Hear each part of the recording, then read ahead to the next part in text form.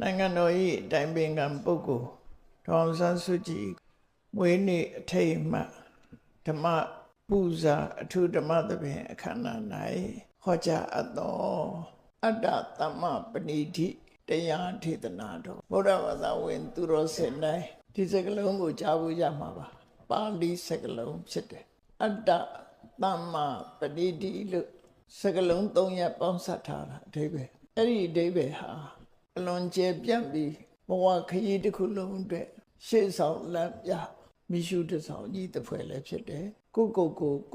ကိုဥဆောင်သွားနိုင်တဲ့ကိုဘာလို့ရမယ်ဆိုတာကိုရှင်းလင်းသိတာတဲ့အသိအမြင်တစ်ခုကိုဖြစ်ပွားစေတတ်တဲ့စကားအလုံးမြန်မာနိုင်ငံမှာနေထိုင်ကြတဲ့ဘုရားဘာသာဝင်သူတော်စင်တွေကလေးငယ်လေးတွေဟာစပြီးတတိထားမယ်ဆိုရင်လူကြီးတွေအထိအတ္တသမပဏိတိဆိုတဲ့စကားလုံးကိုအနည်းဆုံးကြားဘူးနာဝရှိမယ်အဓိပ္ပာယ်ကြည့်လိုက်ရင်လည်းအလွန်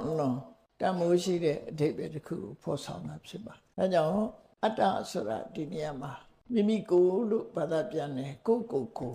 အတ္တဟိတပရာဟိတဆိုတဲ့စကားလုံးမှာပါတဲ့အတ္တလို့ပဲကိုဆိုတဲ့အဓိပ္ပာယ်ရကိုလို့ဆိုတာဘာကိုရည်ညွှန်းတာတော့ဆိုကိုယ်စိတ်ကိုယ့်ရဲ့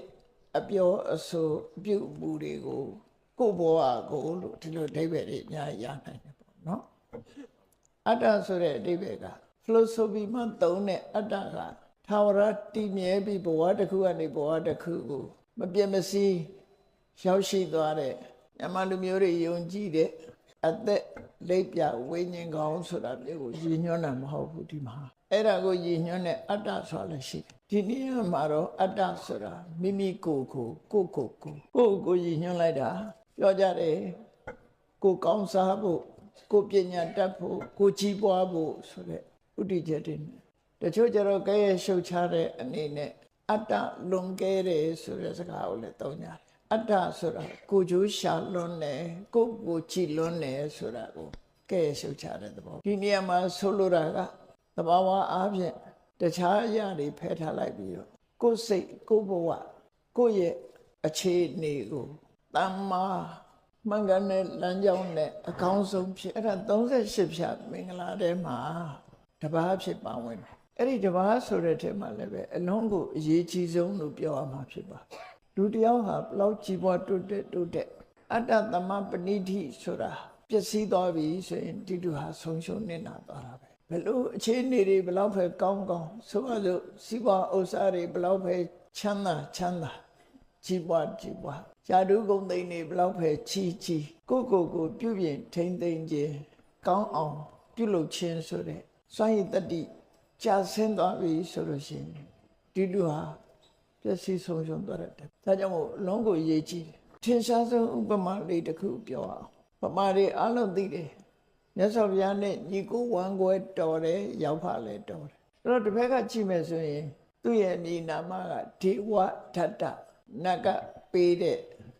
ပုဂ္ဂိုလ်လို့အဓိပ္ပာယ်ရတယ်ပေါ့နော်အဲ့တော့ဗမာပြည်မှာတော့ဒေဝဒတ်လို့ပဲခေါ်တယ်ဒေဝဒတ်ဆိုတာအဓိပ္ပာယ်ကလွန်ကောင်းတာဖြစ်တော်လဲပဲသူ့ရဲ့လောရတဲ့ကြောင့်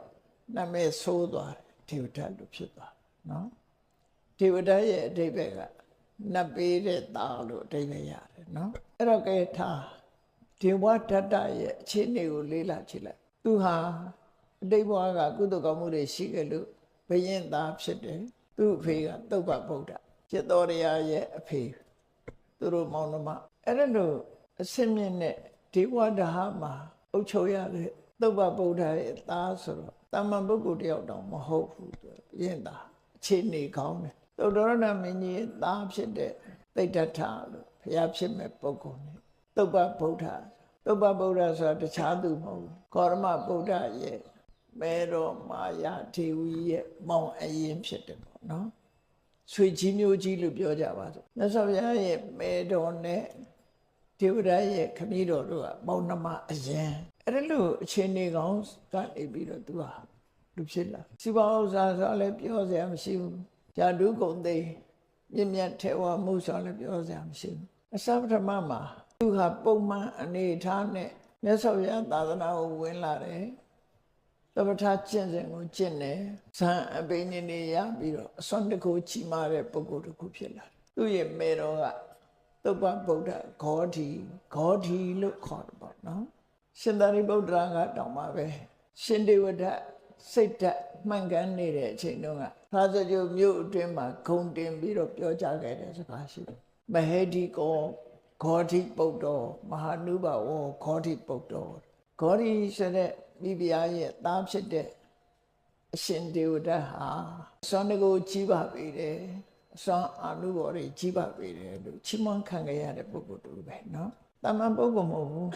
တချို့လူတွေကအဆိုးနောက်ပိုင်းမှာသူကအဆိုးလို့ဖြစ်သွားတယ်လို့ပြော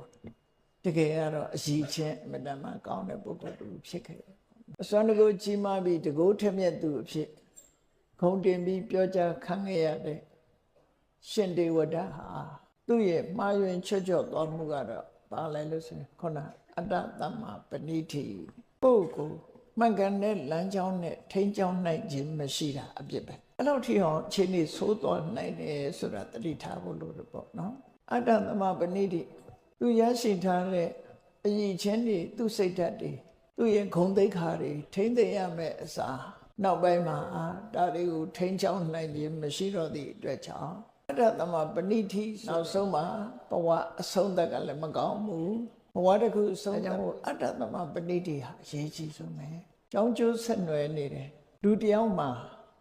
ဘုန်းကြီးတို့တွေမှာအကောင်းနေကြီးဖြစ်ချင်လို့ရှိရင်အဲ့ဒီအကောင်းကိုဖြစ်စေနိုင်တဲ့တမ္ပတိဆက်ဆိုတာလဲပတ်တဲ့အဓိပ္ပာယ်ကိုပြောတာပါစက်ကဆိုတဲ့စကားဘိန်းဆိုတာလဲတာပဲ